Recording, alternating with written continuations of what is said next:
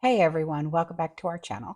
If you're new here, please subscribe. I'd really love that. If you're returning, how you doing? What we're going to be talking about right now is organization for your pantries for maximum efficiency. When it comes to preparing, one of the most important aspects is organization. Okay. If you can't find what you need when caca hits the fan, you're going to be in huge trouble. So in this video, I'm going to discuss how to organize your supplies for maximum efficiency. I'm going to cover everything from bulk food storage to setting up your storeroom or your pantry. You should be able to find any single item within 2 minutes or less. And with the correct organization, you will be able to achieve that with no problem. So this is what we're going to discuss. Okay, we're going to start by sorting your supplies into categories based on their usage. Create a system for labeling and organizing your supplies. Store like items together to make them easy to find. Rotate your stock regularly to ensure that you always have fresh supplies. Use clear containers and bins to store your supplies so you can see what's inside, and to make a plan for what you will do in the event of an emergency. All right. So, becoming a person of the prepared mind is a serious commitment. All right. This is not just something that you could just jump in head first and say, okay, no. And it's not just about stockpiling cans of beans and cases of water. It's about being prepared for anything and everything. And that means having a plan for your supplies. So, how do you go about sorting your supplies into categories? Well, I have some tips and tricks that I'm going to share with you. Okay, things that I do in my home, in my pantry, and I apply these every single day. First is to take stock of what you have. Okay, do you have an inventory uh, app that you use? I use Prepper his offline system, and I absolutely love it. Or you could just write everything down or put it on your computer or whatever the case may be. Make a list of all your supplies, including your food, your water, your OTCs, your first aid, your tools that are in your garage, so on and so forth. Okay. Next, think about what you might need in an emergency, what you would need to survive, what you need to rescue others, and stuff like that. Finally, organize your supplies into different categories. And this is going to make it easier for you to find what you need in a hurry. Like I said, if someone were to say to you, I need a wrench with, or no, sorry, I need a socket with a 5 millimeter, with a 5 millimeter socket. Okay, you know what I'm saying, right? You have to be able to find that in 2 minutes or less. Okay. Do you know exactly which toolbox to go to in your garage? Because I can bring you to mine and it'll literally take me less than 2 minutes to go get it. This is what I'm saying. You have to be so completely organized that it'll literally take you less than 2 minutes to find what you need. Okay. This is what organization is all about. All right. For example, you might want to create a food category, a water category, a first aid category, a tool category, a hygiene category, what a spice category, whatever. Okay. Organizing your supplies into categories is such an important step in being prepared for anything. And by taking the time to do this now, you will be able to act quickly and confidently in an emergency situation or really in everyday life. Honestly, when you go and you buy supplies, you're like, okay, that goes there, that goes there, that goes there, that goes there. Okay.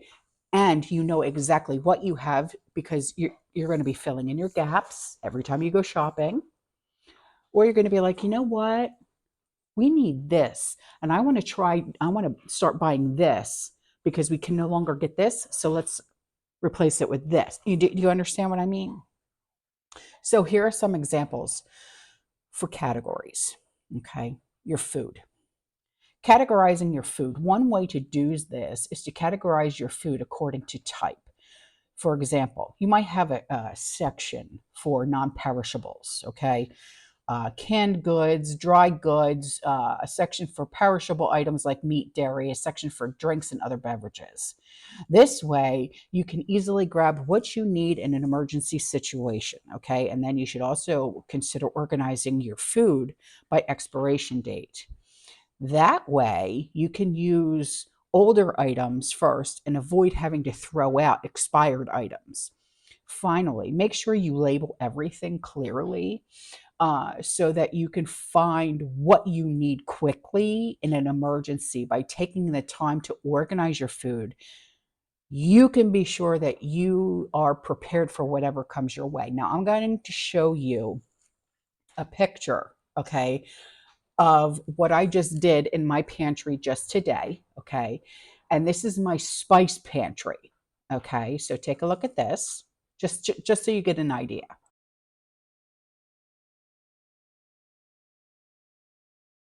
Okay, now when it comes to water, storing water is extremely important, but it can be a pain in the arse. Water is heavy, so you're going to have to find a way to store it that won't break your back or your pocketbook. The good news is that there are plenty of options for storing water long term with a little bit of planning. You can find the perfect solution for your needs. And once you buy your water storage containers, okay, like water bricks and stuff like that, they can be labeled and stored in a closet, basement, or your pantry. Now let's talk about first aid. So, how do you store or how do you organize your first aid? Assemble your first aid kit for each member of your family. All right. Don't forget to include supplies for your pets too, if you have fur babies. You should also supply your scripts that you need and have on hand, as well as OTCs for common ailments. If you have any special needs, okay, make sure to include supplies for those as well. Keep all of your med supplies in one place so you can find them easily in an emergency. And a good place to store them is like in your linen closet that's like right next to your bathroom, or that's right next to your bed, or even in a basement. So how do you categorize your med supplies? Well, first, you're going to want to gather all of your supplies that you have. And this includes everything from band-aids to scripts. Okay. Next, you're going to want to think about what you might need in a said emergency scenario. What would you need to treat a serious injury? What would you need to care for a family member, a family member? Okay. Finally, you want to organize your supplies in different categories. This is going to make it easier for you to find what you need in a hurry. For example, you might want to create a first aid category, a med category, a special needs category. Do you understand? So, organizing your med supplies in categories is an important step to being prepared for anything. By taking time to do this now, you'll be able to act quickly and confidently in an emergency situation. So, now let's talk about tools. Okay. Every person of the prepared mind should have a basic set of tools on hand. This should include like hammer, screwdriver, whether flathead or Phillips, a wrench, sockets. Okay, okay. You might want to also consider adding like a saw, an axe, power tools to your collection. While you may not need those things for everyday life, they could come in handy in an emergency situation. Keep your tools in a central location, like your garden, like your garage, your shed, or whatever.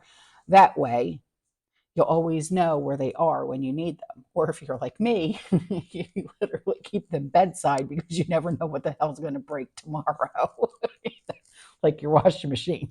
But I'll go on. So the next thing is your clothing. In an emergency situation, you might have to evacuate quickly. That's why it's important to have a few changes of clothes on hand. Pack a bag with clothes for each member of your family, including shoes and outerwear.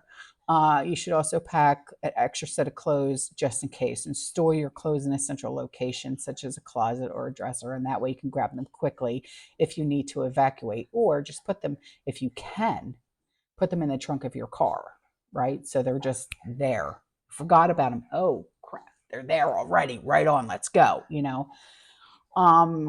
emergency supplies. In addition to food and water, there are other supplies that you need in an emergency situation. Okay. And this includes like flashlight and batteries, radio, you get the drift. But you might also want to consider adding your first aid kit, a fire extinguisher, a whistle. Keep all of your emergency supplies in one place, such as like a closet or a basement, and that way you can find them easily in an emergency. Now, if you go as far as having survival gear, in an emergency situation, you might want to have to rough it for a little while. And that's why it's important to have survival gear on hand. A lot of people can't afford it, and I get it, but it is what it is. This includes things like tent, sleeping bag, camping stove. You might also want to consider having a fishing kit, hunting gear, and tools for your survival gear. Okay. So, one of the best approaches for organizing your workspace is to sort and to determine what you have in need and identify what you don't need. Okay. And the next thing is set in order. Create a place for everything that you need and put everything in its place and remove what you do not need. The next thing is to shine, right? Clean the area thoroughly. Use deviations from cleanliness to identify any developing problems. Um, Standardize, okay? Provide your tools, your rules, your markings, and other requirements to make the first three items permanent. Sustain. Put management processes in place to be sure this work does not decline over time. And safety. Build child safety and ergonomics to the storage organization, because if your grandchildren or your nieces and nephew or anything like mine, and they want to get to something that's on that very top shelf, what does my little 8-year-old Mia do? Nana. Okay, she likes to climb. All right, so be very careful. So, how do we organize our prepper pantries? Well, you've seen mine. Okay, maximize vertical wall space. Okay, and vertical wall space, like the wall that doesn't have a window.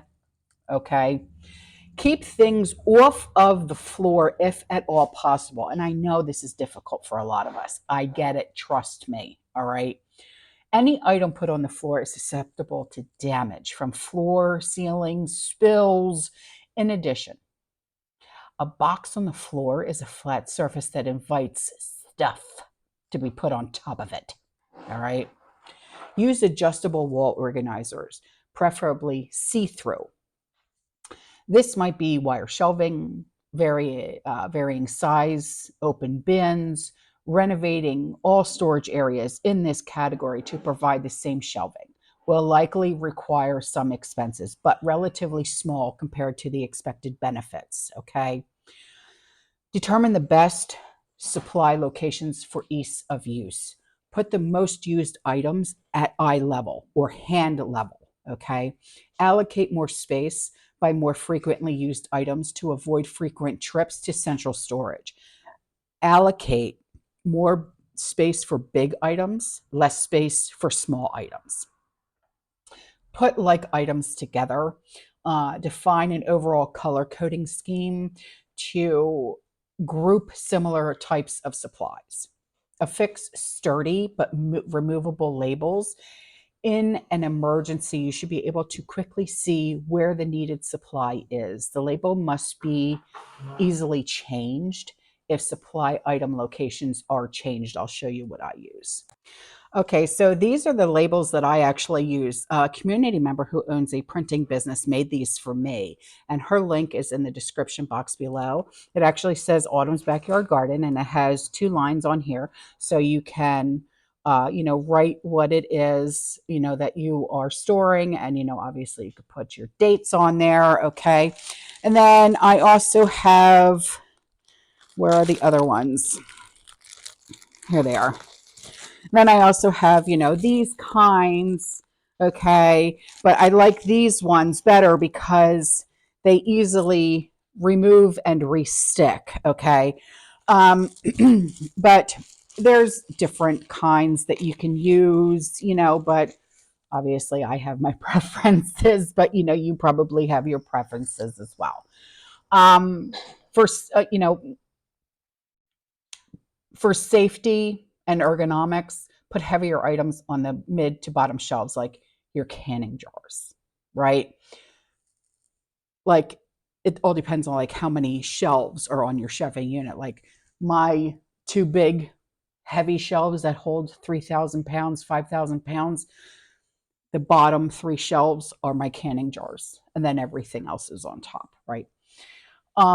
Utilize first in, first out supplies management. Like during restocking, new supplies are put at the back or the bottom of a specific storage location. Take photos of the optimal setup as a post reference. This is also a really good idea to do for your homeowner's insurance or your renter's insurance, because if something happens and you said, well, I had 3 years worth of food in the house, and they'll be like, okay, whatever. And they'll be like, yeah, no, see? Pictures, pictures, pictures, videos, videos, videos. And then they're like, oh, shit, she did.